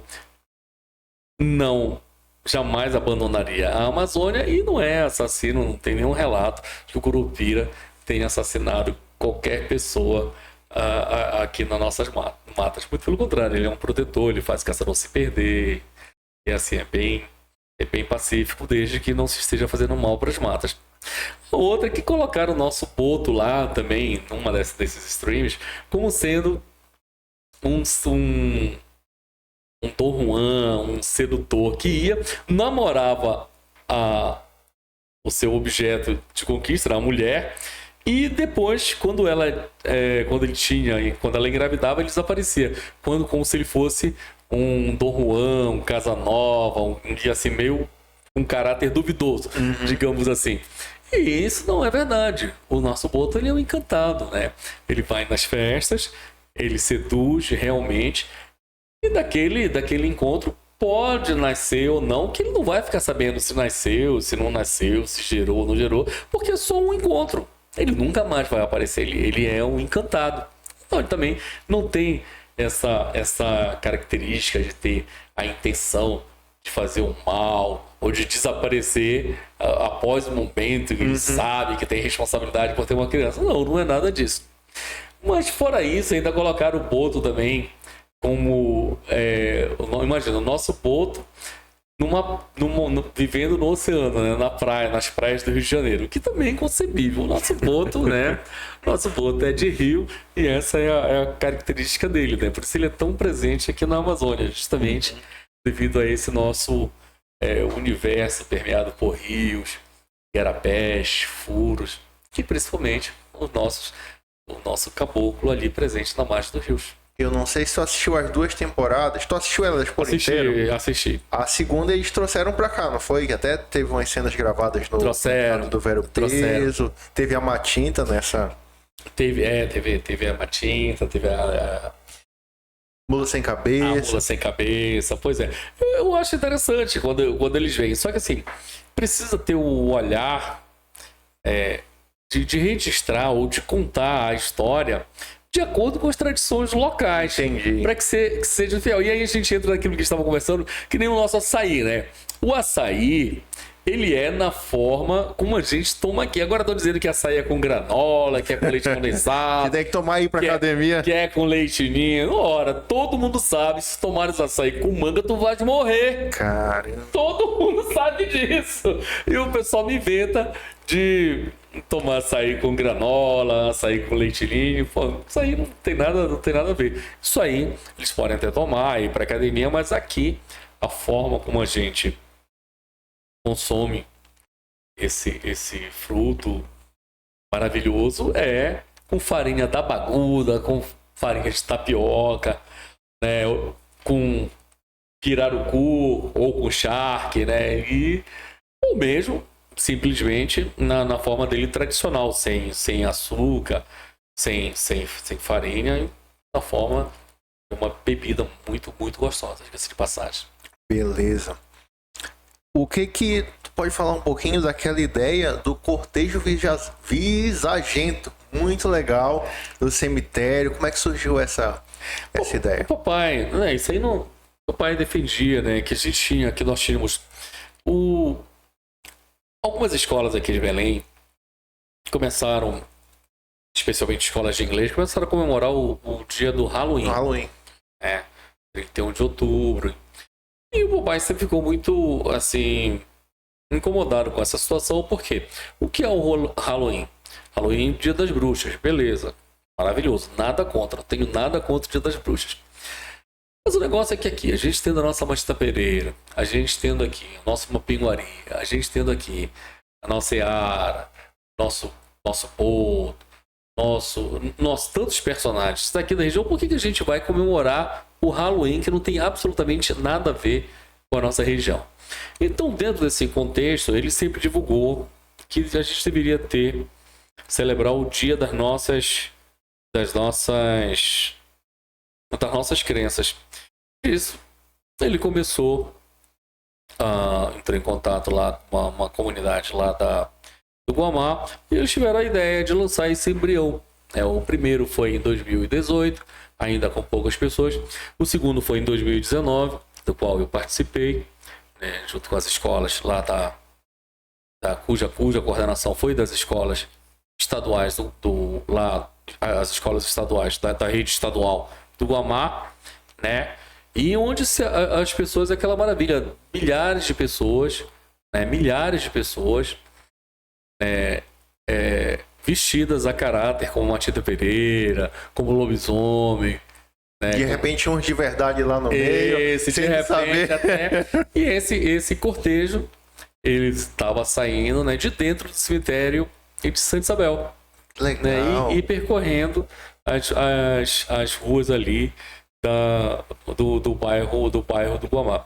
Mas assim, como eu falei, né? Eu só participei em 2019, né? Porque nesse ano, esse cortejo foi o segundo cortejo de Visagenses, uma homenagem a Valci Monteiro, né? Então eu fiz questão de participar e incentivo não somente essa, como todas as manifestações culturais que visam enaltecer os mitos, os encantados, os seres que compõem o imaginário amazônico. Então, não somente eu apoio, como eu quero que isso se multiplique, cresça e continue aí, estando cada vez mais presente na nossa vida, no nosso cotidiano.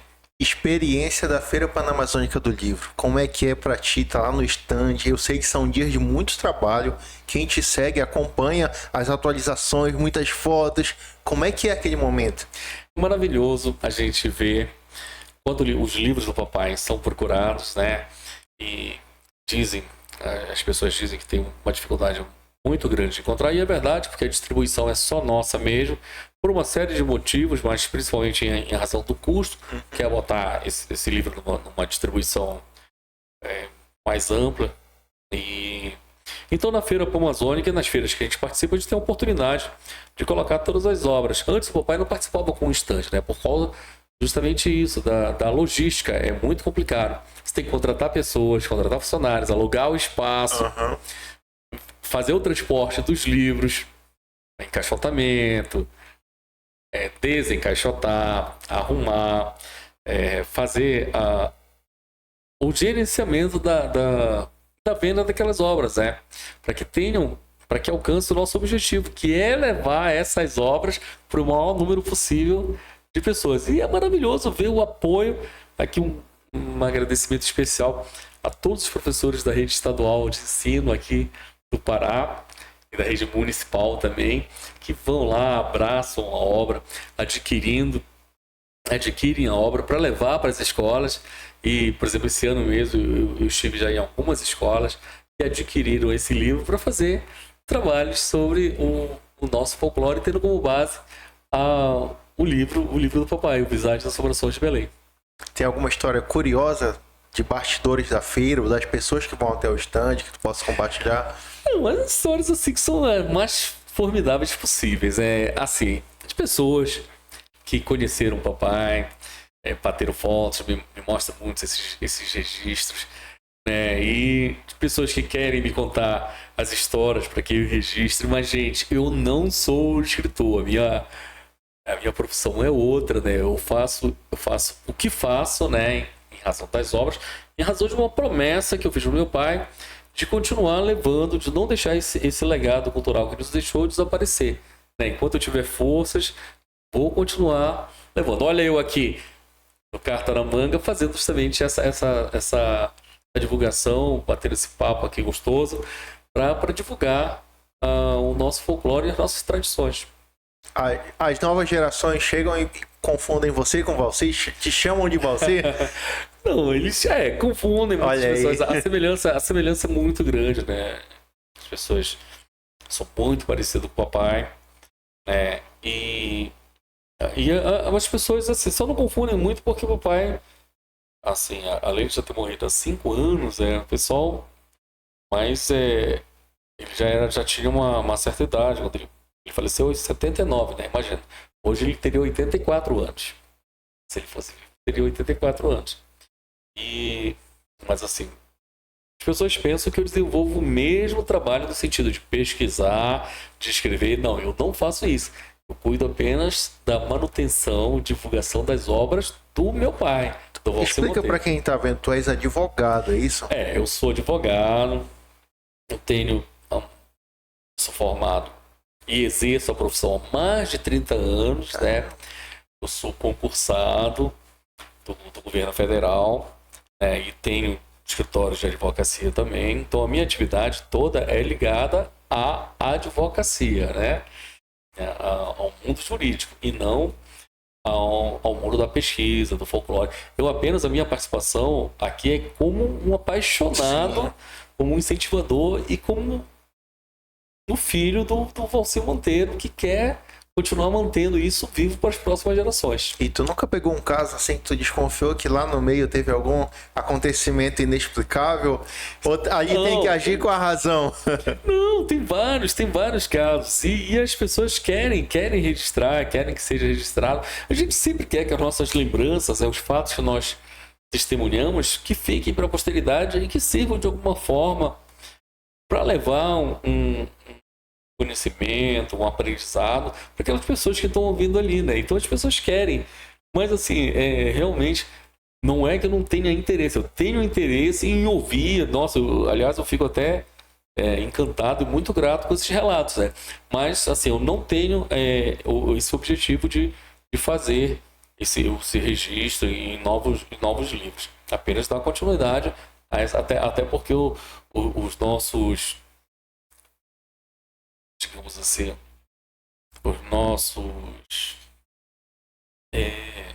esse cara escritor tem a sua característica, né? As características do papai são uma e as minhas são outras. Eu sou muito mais exagerado do que ele.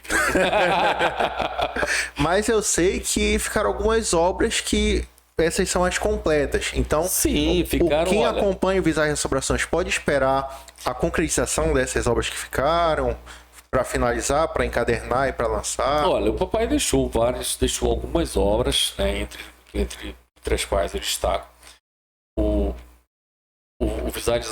Visagens e Assombrações de Belém, volume 2, mas que é um livro finalizado, mas que infelizmente nós não temos os recursos necessários para pôr esse livro em comercialização e em circulação aqui em Belém, né? Então, por falta justamente de patrocínio, por falta de apoio, principalmente das entidades governamentais. E aqui eu falo do governo como um todo, governo federal, governo estadual e governos municipais. Então, eles têm os editais, mas são editais específicos, não o edital e a forma do patrocínio que a gente acha necessário para viabilizar essa obra. 30, 40 mil reais não tem condições de fazer uma tiragem de 1.000 exemplares para pôr o Visagens e Assombrações de Belém e pagar os ilustradores, a parte gráfica, a parte de revisão.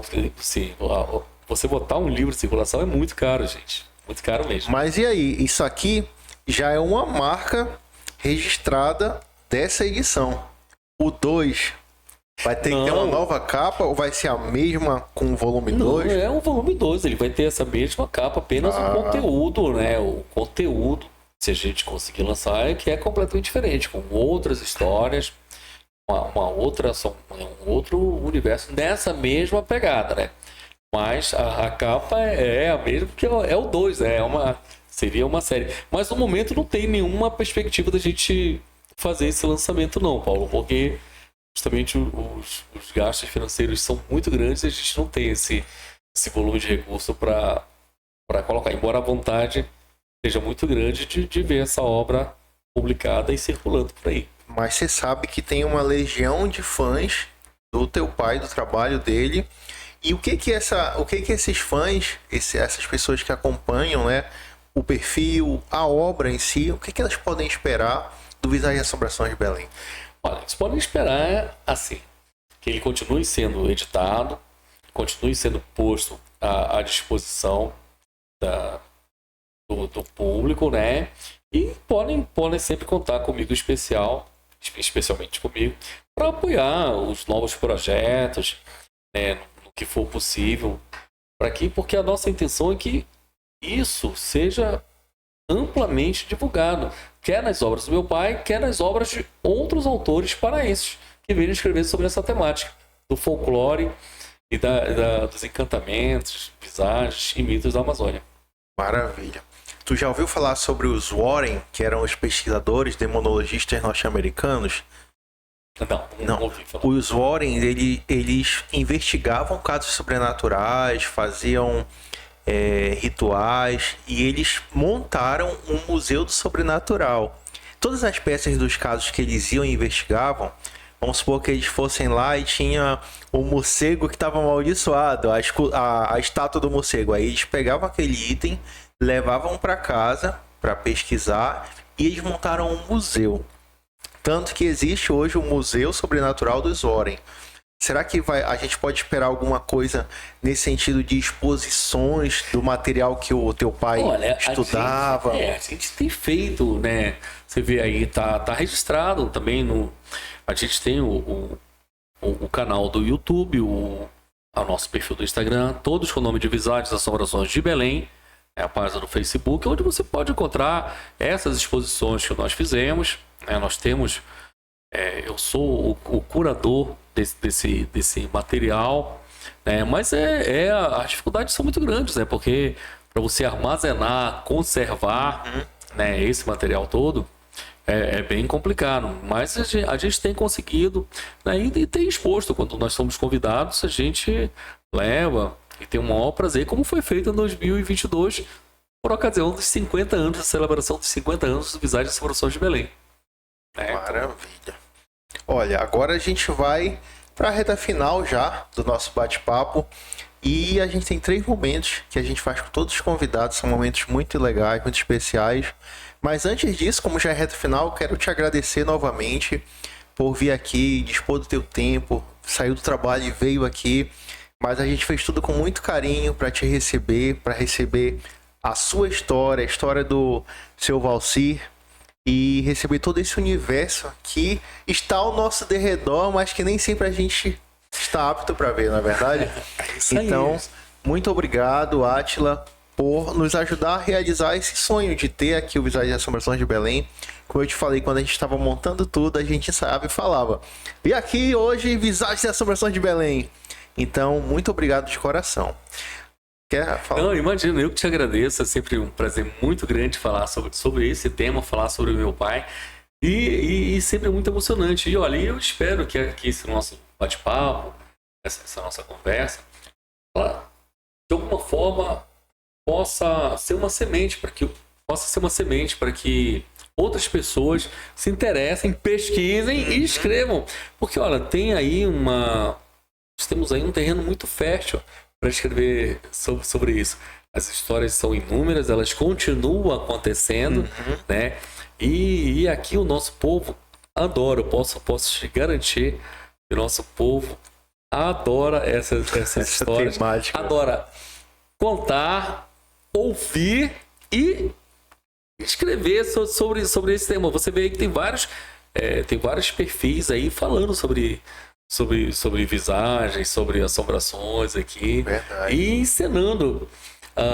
Por exemplo, a moça do táxi tem várias formatações no YouTube.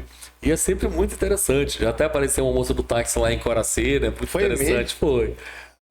Então é muito interessante. Essas histórias, elas estão tão presentes na nossa vida.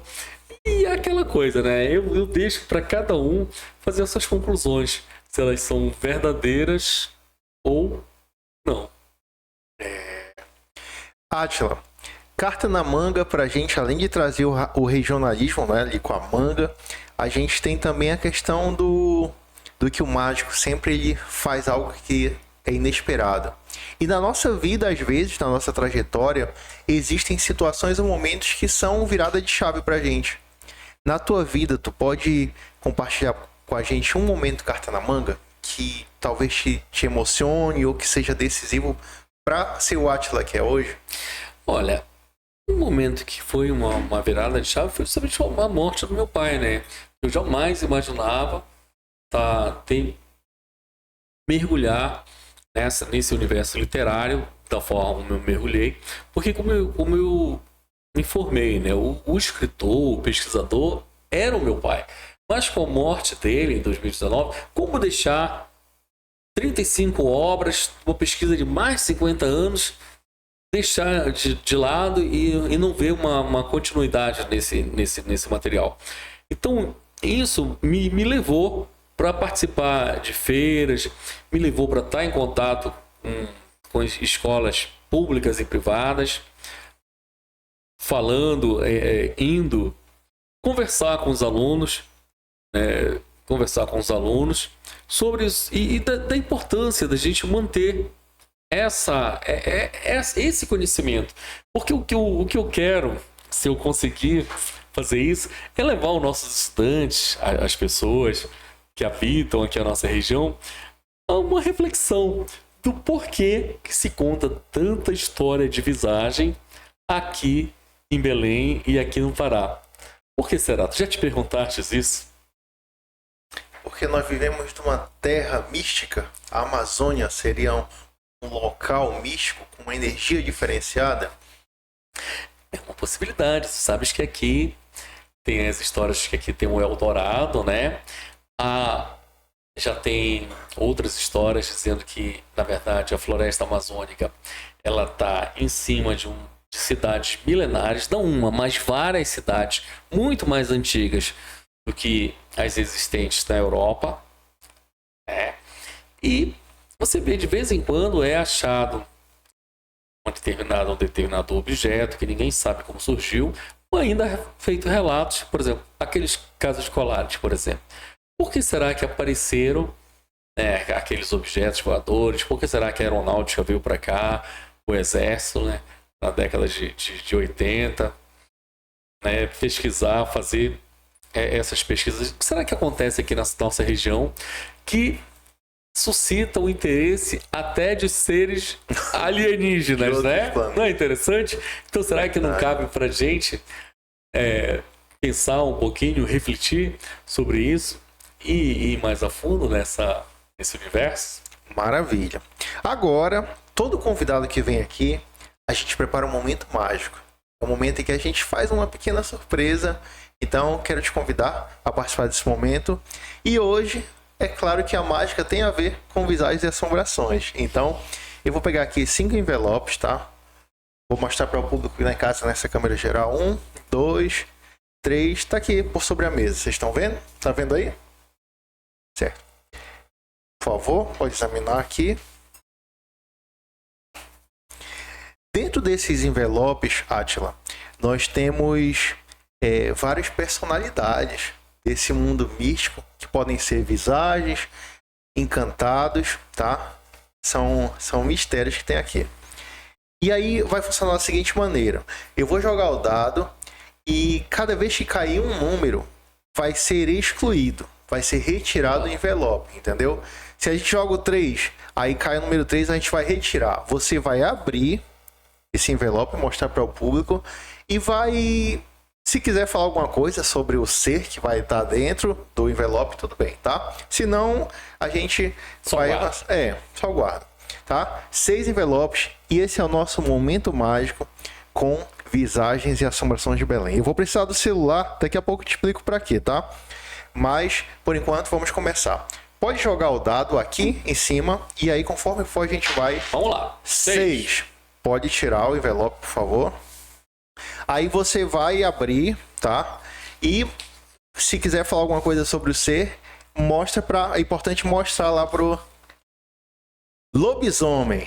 Esse é o lobisomem. Rapaz, é o que eu te digo. Olha, até hoje a gente pode ver aqui em Belém os personagens, as pessoas, e a gente jura que o caboclo se transforma em lobisomem. Não vou dizer se eu conheço atualmente alguém para não me meter, para evitar processos. Vamos evitar processos. Beleza. Mas eu tenho certeza que até hoje ele está muito presente na nossa cidade. Jogue, por favor, outro. Vamos lá.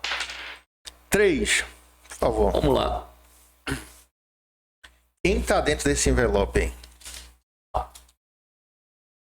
Rapaz.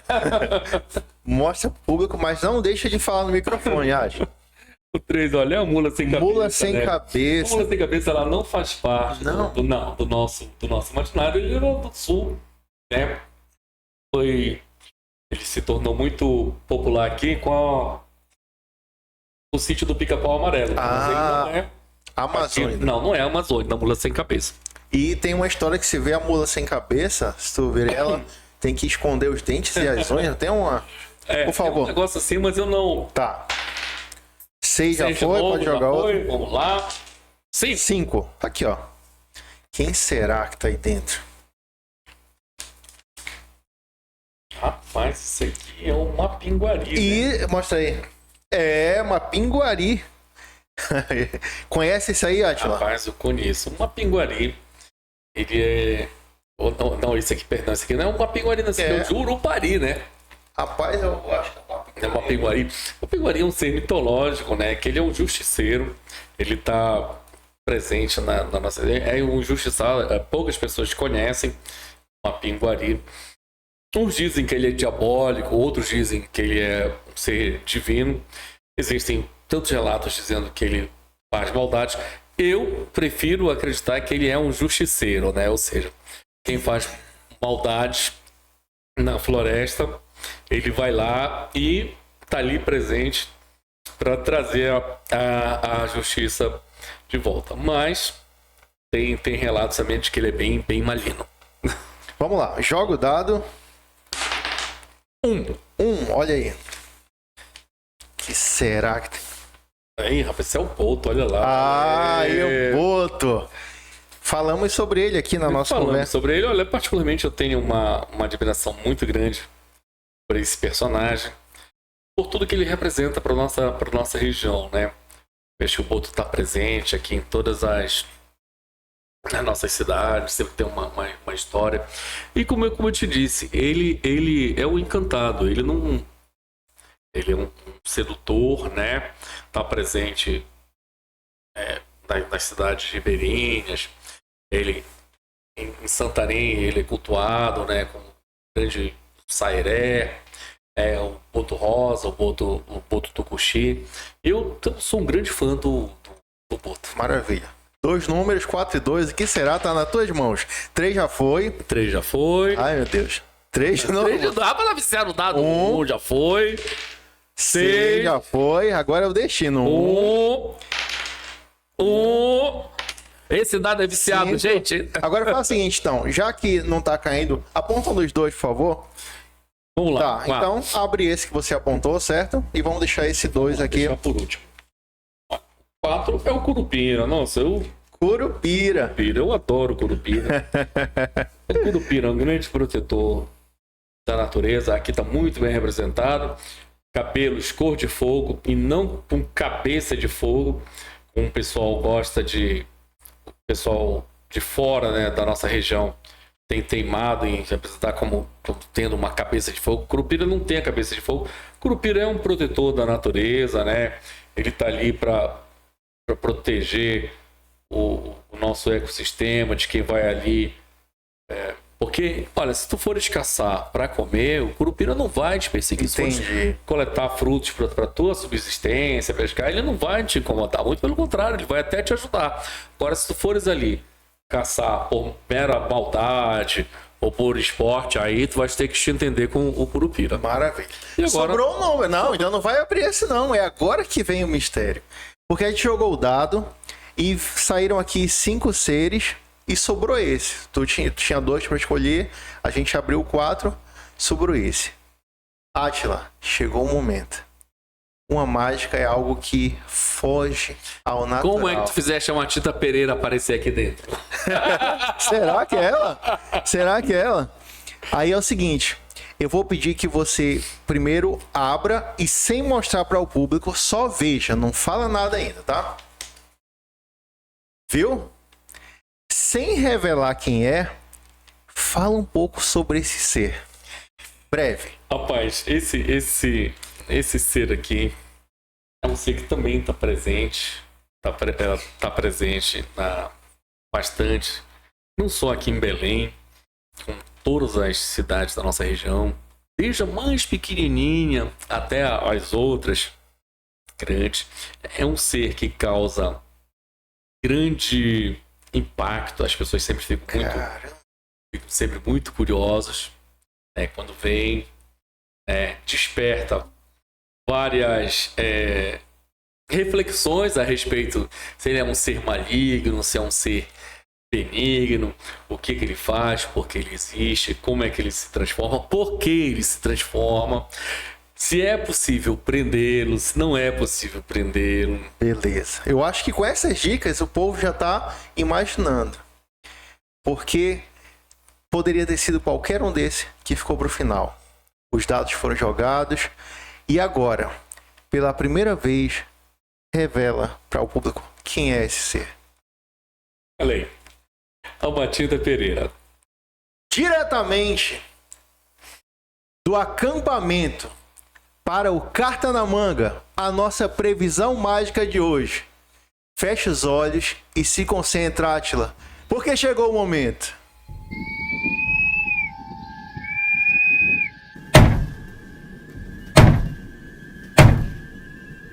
De todos os seres que estavam nos envelopes, a gente tem uma previsão. E eu não vou falar mais nada, essa previsão está aqui atrás da nossa cortina.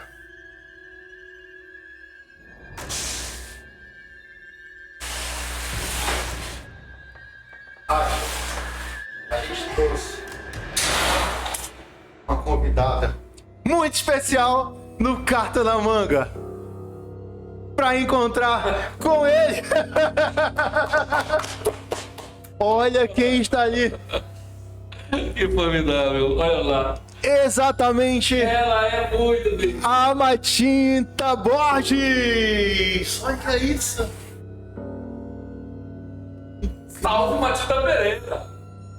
E eu vou convidá-la para dar a volta e vir aqui do nosso estúdio, Átila, pela primeira vez o encontro dos Monteiros com a Matinta.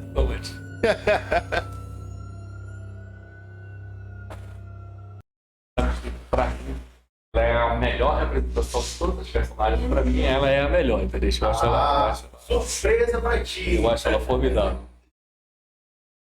Tá. Atenção, gente, eu vou colocar a cadeira bem aqui. Tô um pouco assustado, mas vamos lá, se posiciona aí no microfone.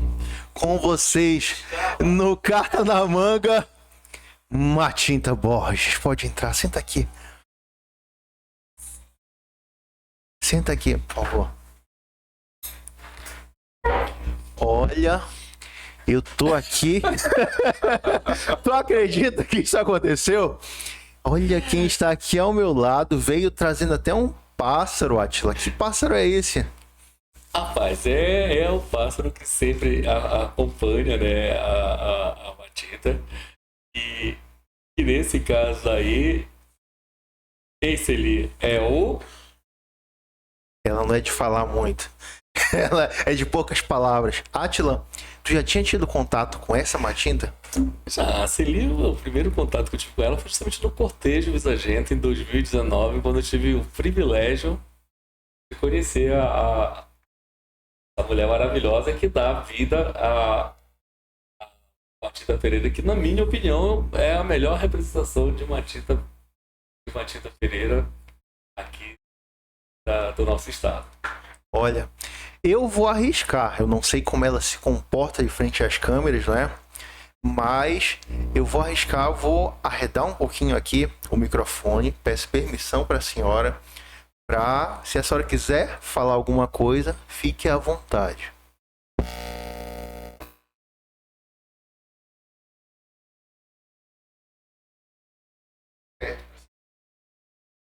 Olá, como vai, Átila? Tudo bom? Melhor agora, por estar tendo essa grata surpresa de te receber aqui, de te ver aqui. É uma maravilha. Faz um bom tempo que a gente não se vê. Desde a feira, eu acho que a gente se viu pessoalmente na feira Amazônica, né? Verdade, né? Engraçado.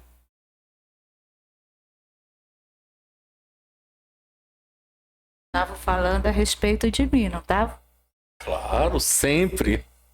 É por isso que eu vim. Tem algum recado para você deixar para os espectadores que estão assistindo a gente do outro lado, Matinta? Cuide da floresta. Ela está sendo devastada. Muito bem. É importante falar, não é? O quanto essas lendas também, elas nos conscientizam que são povos, assim, entidades que zelam pela nossa floresta. Conhecimentos ancestrais, né, que foram sempre com uma mensagem boa, como a gente estava conversando, e que vem trazendo pra gente esses fenômenos de transmutação, esses fenômenos de sempre ligados à natureza e ao nosso meio ambiente, que deve e precisa ser preservado. Mas eu também defendo, Paulo, que o principal componente do meio ambiente que deve ser preservado aqui é o homem amazônico, né? Que está tão abandonado de tudo. Maravilha. Eu quero aproveitar e mandar um abraço para uma atriz incrível chamada Celi Borges.